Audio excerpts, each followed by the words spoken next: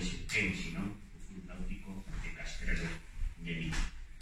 Froito este campeonato galego da cooperación, esa palabra sempre fetiche, cooperación entre as institucións aquí representadas, Concello de Castrelo de Miño, Xunta de Galicia e como non a Federación Galega de Remo.